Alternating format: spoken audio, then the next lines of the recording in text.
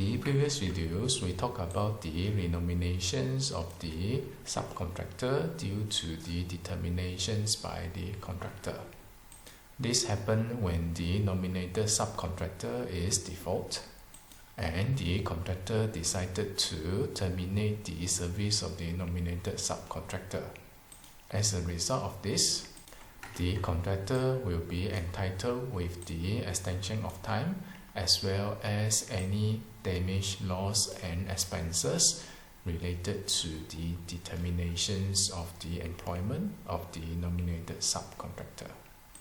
In these videos, we're going to proceed our discussions on the renominations of the subcontractor.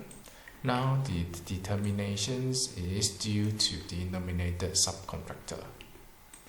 This normally happens due to the negligence of the contractor, that the nominated subcontractor find himself cannot continue to work with the contractor.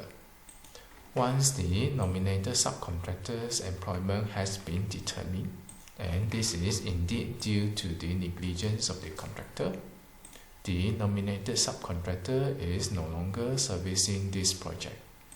The architect will need to renominate another nominated subcontractor to proceed with the work. With that, the contractor should pay the sum as payable to the previous nominated subcontractor for whichever work that has been completed by the nominated subcontractor. And the contractor is also liable to pay the new nominated subcontractor any additional costs to complete the subcontract work. The reason here is the negligence is due to the contractor. Now the nominated subcontractor decided not to proceed with the work, and the nominated subcontractor has a ground to do so. So for whichever work done by the nominated subcontractor will need to be paid to the nominated subcontractor, and the contractor will need to ensure the remaining subcontracting work shall not be interfered and to be completed on time, even without the presence of the previous nominated subcontractor. This may result in additional costs incurred for the new nominated subcontractors to complete the subcontracting work, and this additional cost shall be fully paid by the contractor. Next, the contractor will need to pay the employer for all the additional costs that incurred in the renominations of the NSC, as well as the loss and expenses suffered by the employer. At the same time, the contractor is not entitled for any extension of time.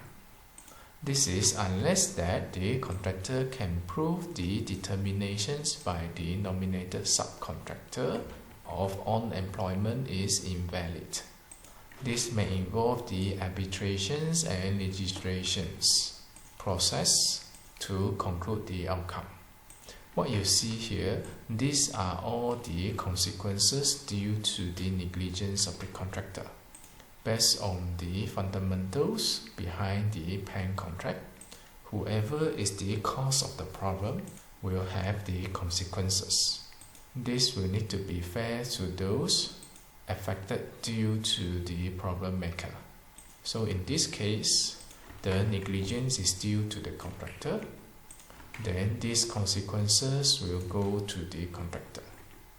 Next, we come back to the case when the employment of the nominated subcontractor is determined by the contractor.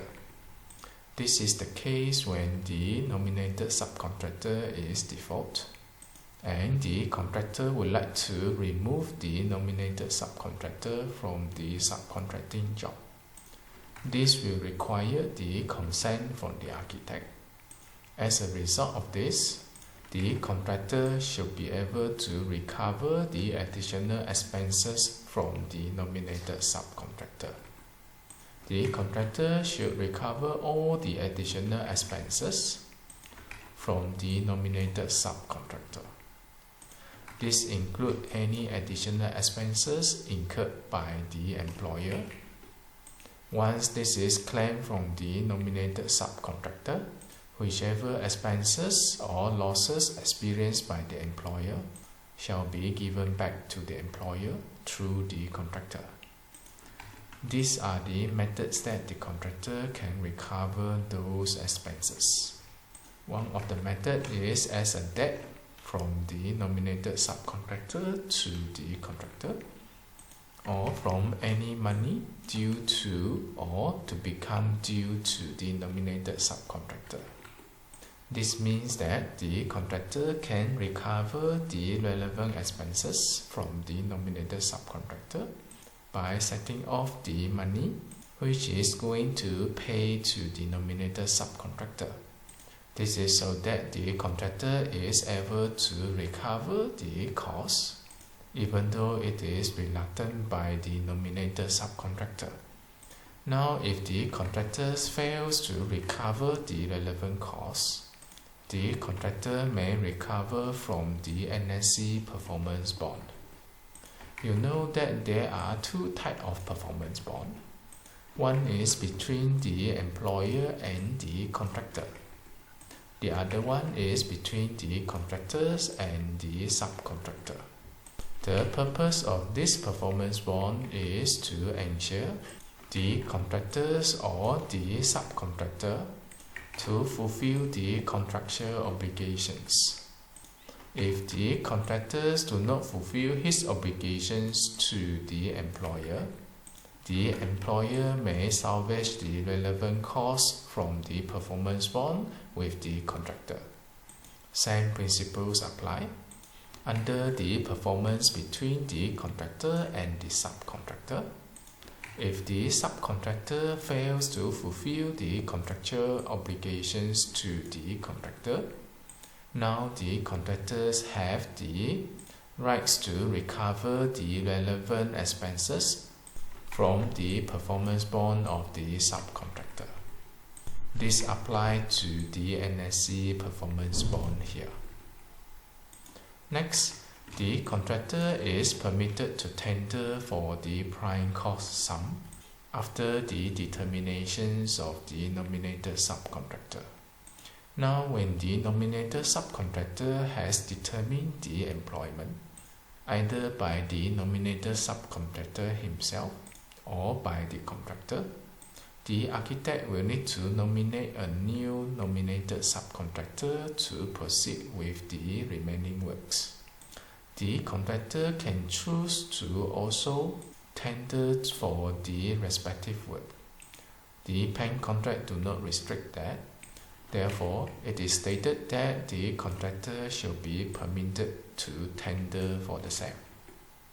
Now, if the tender of the contractors of the work is being accepted, the relevant account should be considered under variations, which is no longer under the prime cost sum or the provisional sums.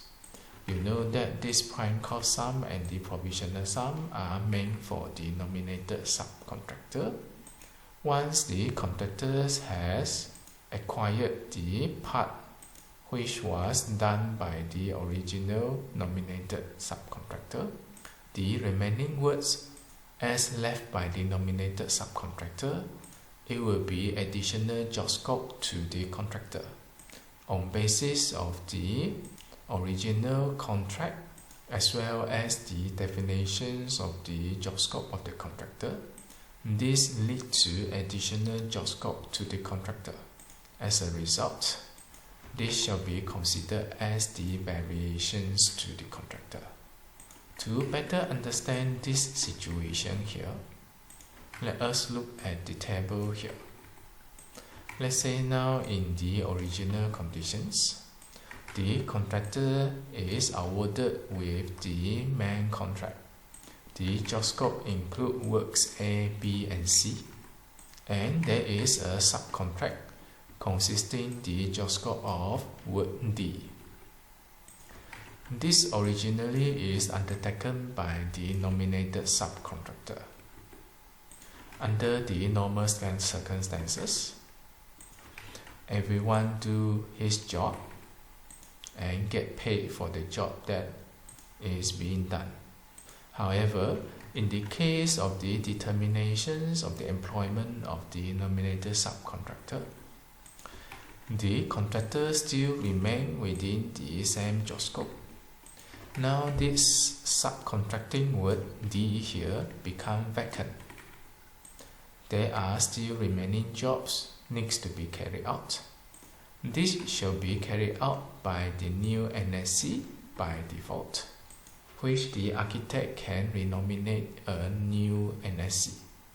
This might involve the tendering process.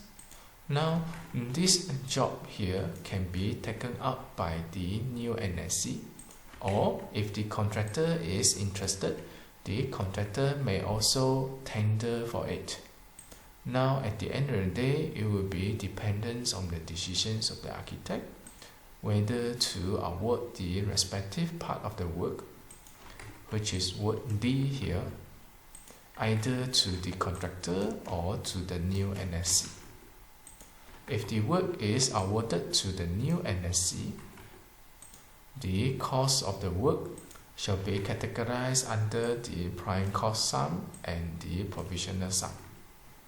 But if that part of the work is given to the contractor, the relevant cost will be considered under the variations, as the contractor has already formed a contract with the employer for the works of A, B, and C. If word D here is awarded to the contractor, that means on top of work A, B, and C, the contractor will have a variations on the word D here. Therefore, the relevant cost is considered as the variations.